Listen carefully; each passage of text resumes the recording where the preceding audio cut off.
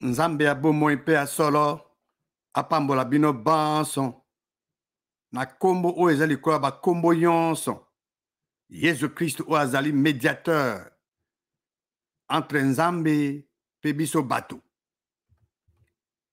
Nazali kotondo Nzambe tata Yesu Christ mpe tata na biso mpona libakuli ye apesi ngai mwana wa ye mpo ete nakoka kosolola na bino mai matali liloba lia ye. Liloba lia ye oyo ezali bosolo oyo ezali mwinda. Ezali wa bino ndeko Tito Ngbanda. Boye bolamu na émission Que dit la parole de Dieu? Liloba lia Nzambe elobi nini?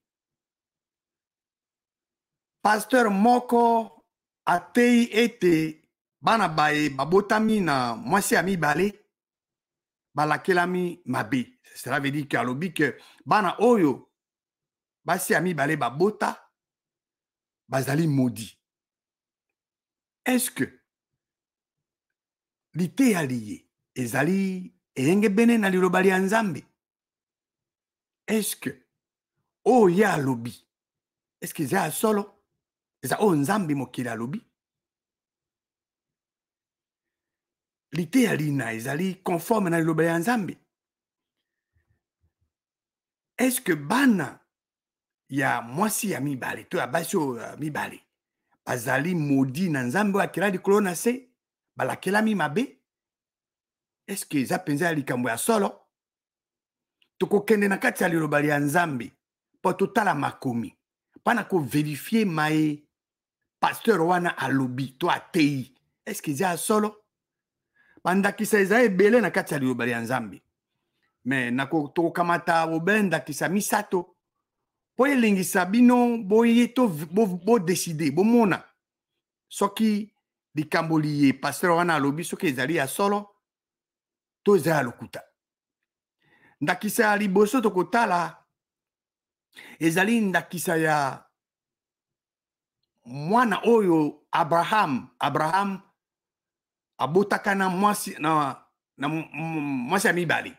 Mwasi ya mibale azalaki mosali na ye komone Agar azalaka égyptienne. Tokokende na buku ya Genèse chapitre 21 tokotanga verset 9 à 13. Sara amoni mwana ya Agar azoseka. Oyo Agar abotaki mpona Abraham, poto na Abraham. Alors alobi na Abraham, donc Sara alobi na Abraham, bengana mosali oyo na mwana na ye bakende po ete mwana na ye Ismaël akoki koherite na mwana na ngai te Isaac. Tango Abraham ayoki parce que Agar abotaki mwana na ye Ismaël azaki mwana ya Abraham. Abraham tango ayoki maloba mana oyo Sara alobi kabengana Agar na mwana na epesi ye pasi na motema mpona mwana na ye. Kasi na verset 12 Nzambe alobi na Abraham oyoka motema pasi te mpona mwana na yo mpe na Agar mosali na yo oboti na ye. Pesa Sara oyo nyonso akosenga yo po ete nani postérité na yo to kobota ekouta wapi ebi ekouta na Isaac. Donc c'est d'Isaac que sortira une postérité qui te sera propre. Mais au cas verset 13 Nzambe alobi nini? Nzambe alobi te kana ko maudire Ismaël te abi je ferai aussi une nation du fils de ta servante car il est ta postérité. Azali postérité na yo na kosala ye pe azala ekolo munene azala ekolo. Voilà, je ferai aussi une nation ekolo na mosali na mwana ya mosali na yo po ete azali postérité na yo. Ismaël azalaki postérité ya Abraham. Nzambe abe akokomisa pe ekolo. Loka toza na Genèse 21 tout en verset 17 tina 20. Parce que awa tango Abraham abengani Agar na mwana bakei bakomi na zamba na désert ma biloko kolia esili mai masili mwana zolela Agar atiki mwana zoganga yaza côté mususu mais le banzamba lobi na verset 17 nzamba yoki mongongo ya mwana et angelu ya nzambe abengi Agar patia likolo lobi na ye Agar ozo sa nina ko banga te voilà message ya nzambe mokeli chaque fois que nzambe mokeli azo pesa message na bana baye alobaka toujours bo banga te po ete bobangi eutaka pa nzambe ya solo te bobangi eutaka pa nzambe ya se ye nzambe aloba toujours bobanga te ne crains point po ete message ange po ete nzambe ayoki mongongo ya mwana na esika azali telema kamata mwana simbe na loboko car je ferai de lui une grande nation na komisa ye ekolo munene je ferai de lui une grande nation. Oh, nzambe alobi te que je vais maudire cet enfant. Non. Il fera de lui une grande quoi? Une grande nation. Verset 19. Nzambe afungoli mission na ye. Agar amoni. Puis donc, seka libulu ya mai. Ake atondi si. Eloko azao tia mai. Pe apesi mwana mai mwana meli. Verset 20 elobi nini. Bolanda verset 20, il y a Genèse 21. Verset 20 elobi. Dieu fit avec l'enfant nzambe azalaki na mwana wana. Oyo pasteur wana lobi ke mwana oyo abotami na mwana si amibale aza modi azwi yango wapi? Awa Ismaël abotamaki na mwasi amibale Agar. Oyo Agar abotaki pona Abraham. Nzambe na alobi na Genèse 21 verset 20 Dieu fit avec l'enfant nzambe azaki na mwana akoli avani na désert akomi tireur mobeti yani ya ba flèche ya arc. Voilà. Nzambe azalaki na ye. Nzambe abandonnaki ye te. Moto oyo aza modi nzambe aza na ye te. Hein? Wana ezalaki exemple ya nani ya Ismaël mwana oyo Agar abotaki na Abraham. Ye Agar azaki musali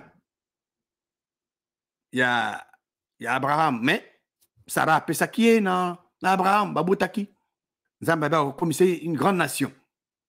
Tokomana ndakisa mibale ya mwana oyo abotami na mwasi pe ya mibale. Awa papa ya mwana ango komone Jacob. Jacob akendeki n'est pas Laban. Ye azaki na bana basi mibale. Léa kulutu na Rachel leki. Alors Jacob alingaki Rachel. Alors il fallait ça asala musala mibu sambo pote ba pese Rachel asali pe yango. Et comme na mokolo senge ba pesa ye mwasi e ba pese Léa tout anga wana na Genèse 29 verset 15 à 26. Là-bas lobi na Jacob pote ozali famille na ngai est-ce que ko sale la ngaka pour rien lebi sangai salaire na yo ko zala nini. Et là-bas azaki na basi bana basi mi baleni na wuti ko lobawa kulutu komone Léa leke zaki Rachel. Léa azaki na miso ezaki malamu te, Rachel azaki kitoko na elongi pe na taille.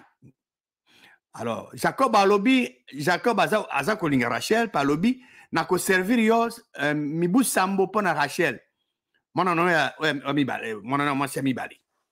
La verset 19 là-bas lobi na bon nako sepela kutu na pesa eza malamu kutu na pesa na yo kena moto mobile mosusu. Tikala epa na ngai.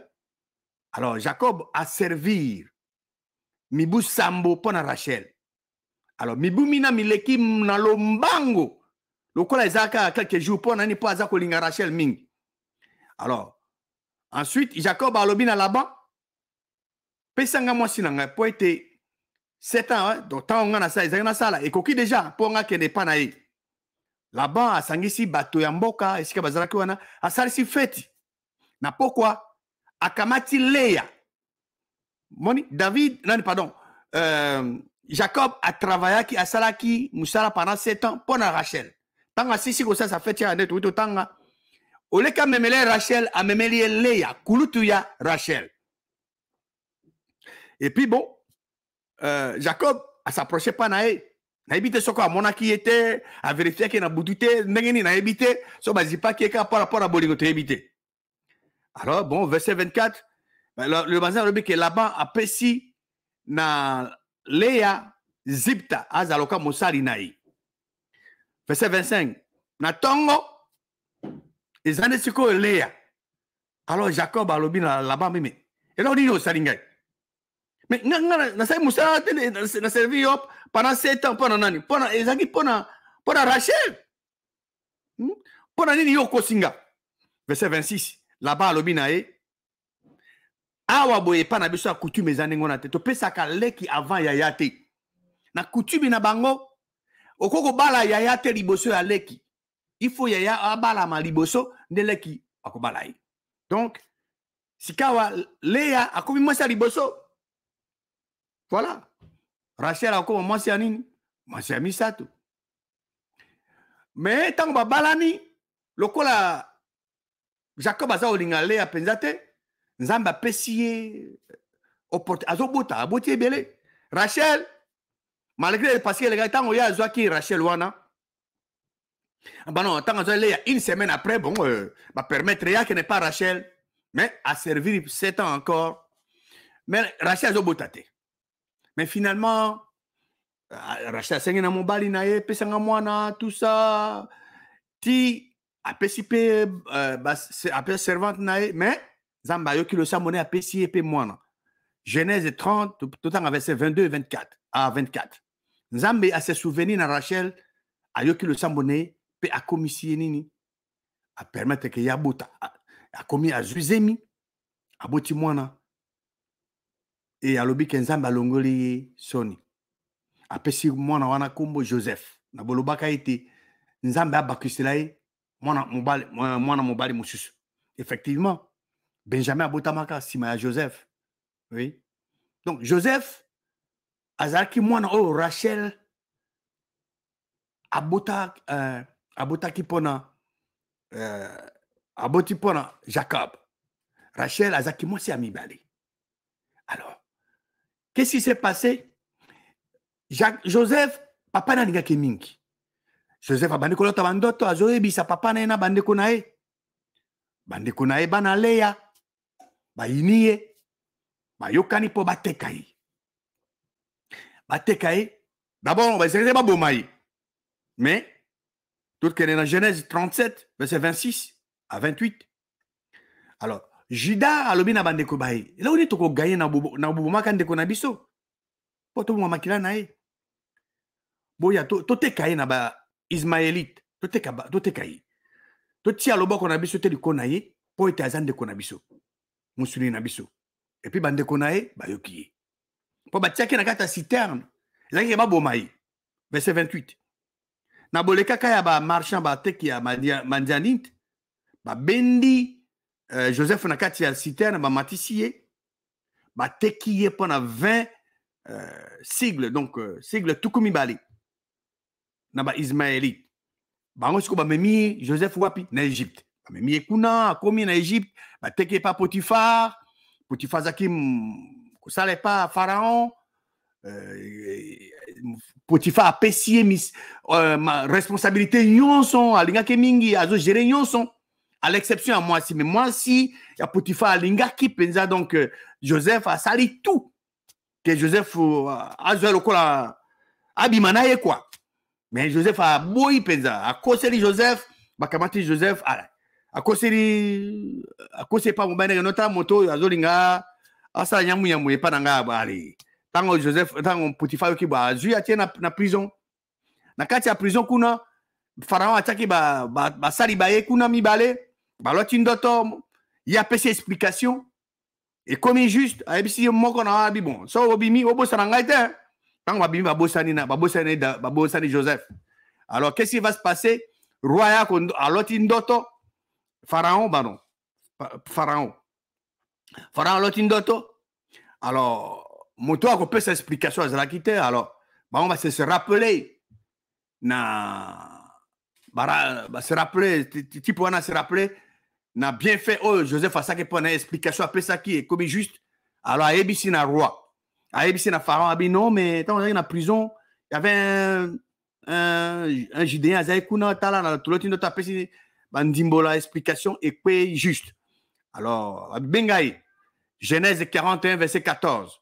Pharaon a bengisi Joseph, ba bimisi na lombango na prison. Tant ba bimisi na lombango a salinine. Joseph a se rasé, a changé bilamba de akei pa ya Pharaon. Moni ah tokoko apprendre tant yo ba bengisi que n'est pas mokonzi. Mais protocole en voilà, so mandé il faut se raser. Joseph a se rasé. Joseph a changé bilamba. Là bilamba ne a kitoko ya bien. Pe akeko se présenter et pas ya Pharaon. Alors, tanga komi kuna beaucoup tanga ngona kana Genèse 41 un peu plus tard, disons un peu plus loin là-bas beaucoup moins. Joseph Nzambe a pesiye ba explication parce que alors que explication ils ont appartenu à Nzambe.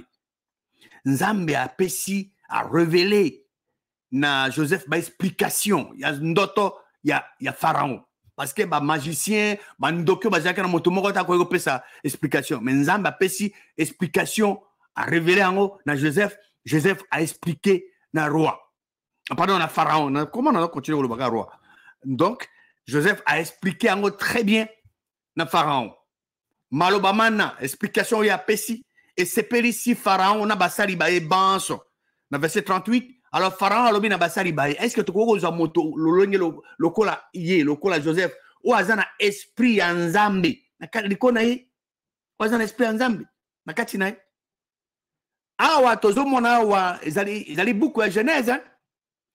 Awa tozokomona ba caractéristiques ba critères ya un dirigeant tokomona nga ezobima na monoko ya Pharaon ya liboso alobi tokozwa moto lolenge ndenge oyo lolenge loyi o aza na elimu ya Nzambe na kati na ye verset 39 et Pharaon alobi na Joseph po ete Nzambe a faire connaître yo manso ayebisi yo manso mai moto moko te oyo azali mayele pe bwanya lokola yo azawa alors ngana sa moni verset 38 à verset 39 la Genèse 41 ezo ebisa biso ezo pesa biso critère il y a un vrai dirigeant selon liloba Nzambe ndenge totangawa aza moto aza na esprit elimu ya Nzambe ya solo na kati na ye dirigeant wana aza mayele pe aza na bwanya verset 40 Pharaon bina nazo établir yo liko ndako na ndako na ngai peuple na nga mobimba koyoka ordre mitindo mia yo ngana nde na kozaka likolo na yo ça veut dire que yo en quelque sorte ngana za mukonzi mais yo zo kama pays mobimba nde to monaka président za premier ministre azo régner voilà azo diriger pays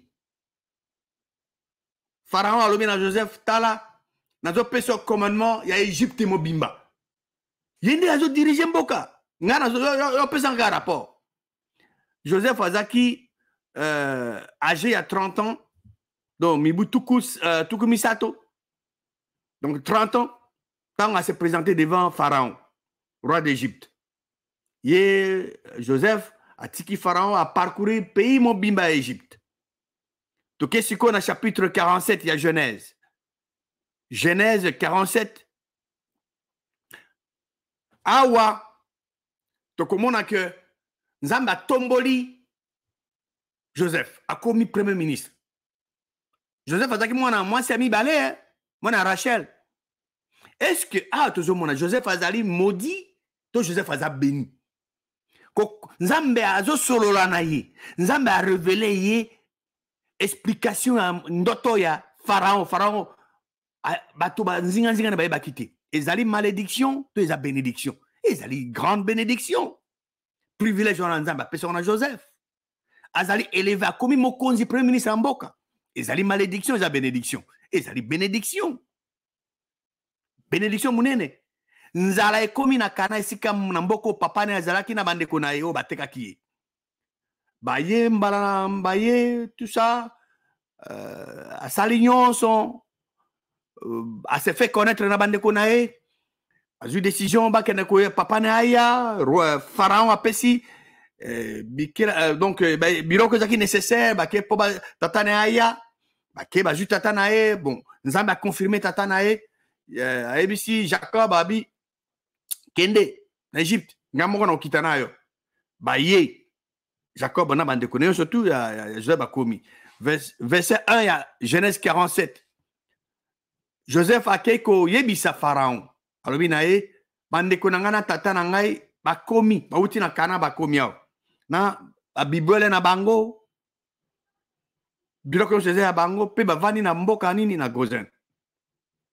Joseph azwi bandeko na ye mitano apresente bango liboso ya nani ya Pharaon. Nauti koloba awa Joseph azaki mwasi ya mibale pardon azaki mwana ya mwasi ya mibale. Joseph mama na ye kombo na Rachel azalaki deuxième femme mwasi ya mibale ya Jacob. Ya Rachel kombo na ye Léa apesaki na bana Rachel abotaki ka Joseph na Benjamin ya kufaka voilà akomi mokonzi monene na Égypte ya bengisi ba parents na ye baye na bandeko na ye oyo enseignement wana ke bana ya basi ya mibale baza modi eza solo to eza lokuta parce que tozomona Joseph awa azali mwasi ya azali mwana ya mwasi ya mibale mais tala ndenge azo kokommunike na Nzambe Nzambe arevele ye ba explication ya ndoto ya Pharaon Nzambe atomboli ye akomi premier ministre ye a sauvé lignée oyo permettre Jésus-Christ abotama alors lite ya lina ezali correct to eza lokuta andenge tozomona awa eza lokuta parce que le bazin ezoloba te exemple asuka ezali ya nani ya Salomo mwana ya mwasi ya mibale ya David aponaki Salomo pour succéder ye azwa ngbende ya bokonzi avana na ngbende ya bokonzi roi ya Israël pe sur Juda na 1 roi chapitre 1 verset 37 pardon 32 à 37 awa tozomona awa David akomi na ba dernier jour na ye mais aponi mwana mosusu aponi Salomo parce que beaucoup se rappeler David azwaki mwasi ya Uri s'organiser atindi Uri akena bitumba akufi azwi mwasi na ye Bathsheba babotisi ye mwana ezaki ke David akufa tango Nzambe atindi Nathan confronté ye loka David azaki humble a changer asengi pardon Nzambe dit bon loka asengi pardon a reconnaître faute na ye akufa ashute mais mwana wana baboti na Bathsheba mwana na akufa après Bathsheba ekobota David aboti na Bathsheba mwana wako Salomo ye sikoyo azozwa ngbende ya bokonzi ya papa na 1 roi 1 32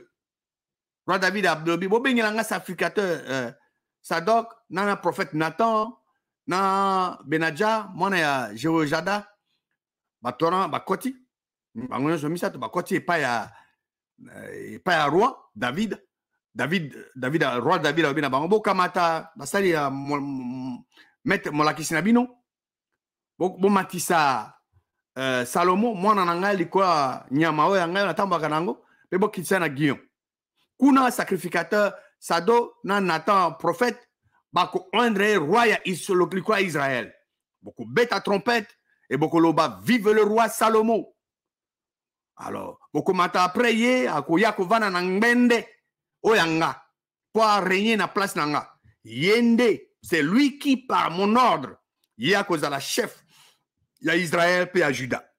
Verset 36. Benadja mwana ya Jehoiada azongisi ya ne pas roi David. Amen. Ainsi dit l'Éternel. Nzambe alobi ndenge wana Nzambe le Dieu de mon Seigneur le roi. OK? Alors verset 37. Abi ke Nzambe mokeli azala na Salomo lokola azalaki na mokonzi na ngai roi donc roi David. Atombola ngbende na ye likolo ya ngbende ya mokonzi na ngai roi David.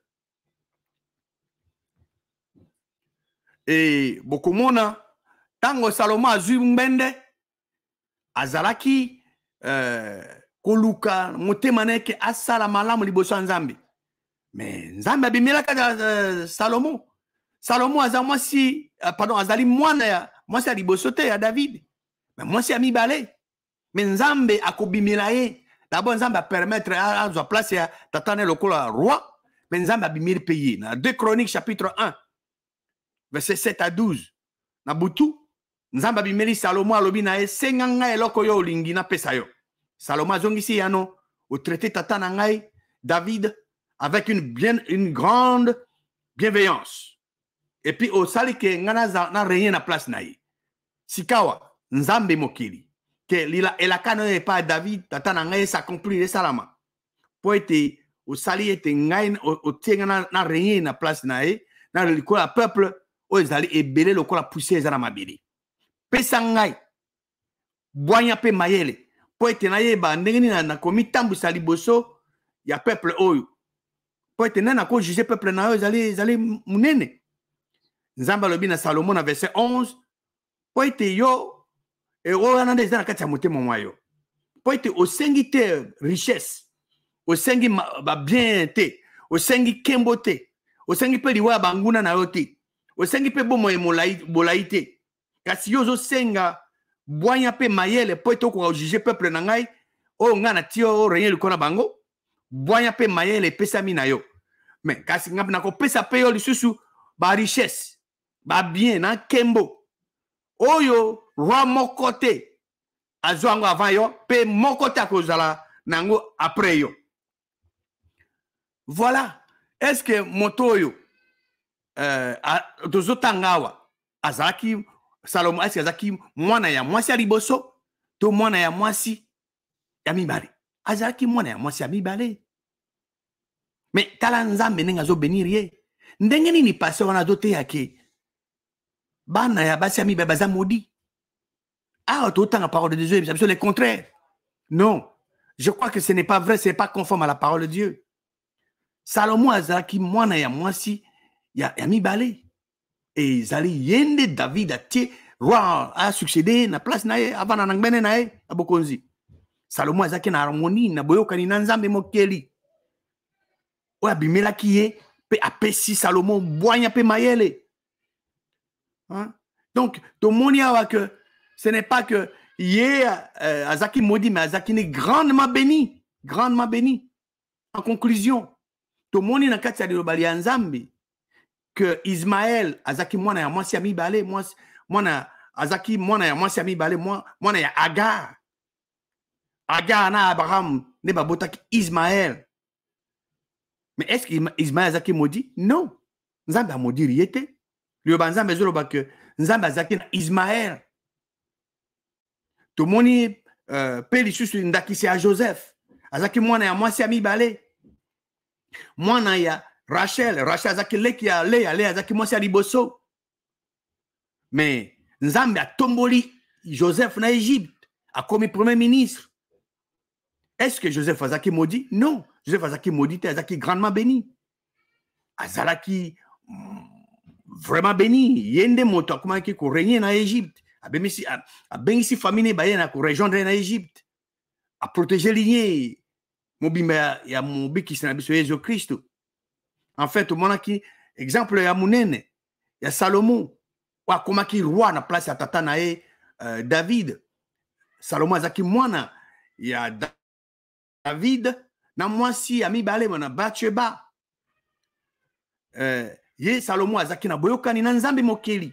Nzambe mokeli abimeli ye. Atuni eloko nini senga eloko olingi na pesa yo. Asengi Nzambe boanya pe mayele pa diriger peuple na Nzambe apesi ye boanya na mayele pa apesi ye plus que ça. Richesse bien nyonso ke roi moko ta koza azaka na ngwa avant ye pe après ye. Alors, lité ya wana, lité ya lié kolobake bana ya basi ya mibale bazali maudit ezali conformité na le banzambe. Eza la parole de Dieu te, la parole de Dieu te. O to uti komona na bino eza l'opposé à oazo ko enseigner et sengali biso to landa o Nzambe alobi au lieu ko landa o moto alobi. Nzambe mokeli ya likolo na sena biloko binso apambola bino na kombo ya mwana wa ye mobikisi na biso Yesu Kristo.